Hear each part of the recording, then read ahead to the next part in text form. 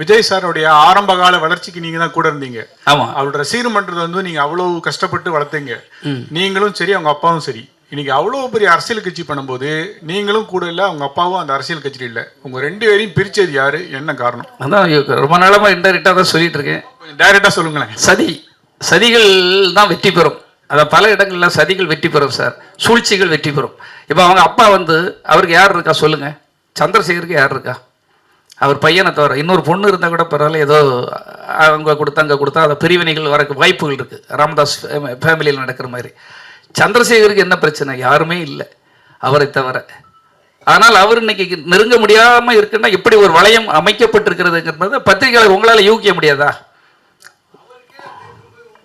அப்போ நான் எப்படி, நானும் ஒரு கிள்ளைக்கிற மாதிரி உங்களை மாதிரி ஒரு ஆள், என்னுடைய சாமர்த்தியத்தாலும் சாதுரியத்தாலும் நான் அவ்வளோ ஈஸியாக அவ்வளோ அடங்கி போகிற ஆள் கிடையாது.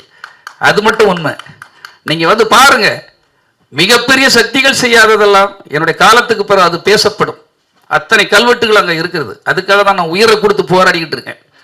தர்மம் வெல்லுமா, நியாயம் வெல்லுமா, இல்லை துரோகங்கள் வெல்லுமா, கவர்ச்சி வெல்லுமா என்பது கடவுள் சொல்லட்டும். கடவுள்கிட்ட, பத்திரிகையாளர்கிட்ட, உங்கள்கிட்ட ஒப்படைச்சிடுறேன்.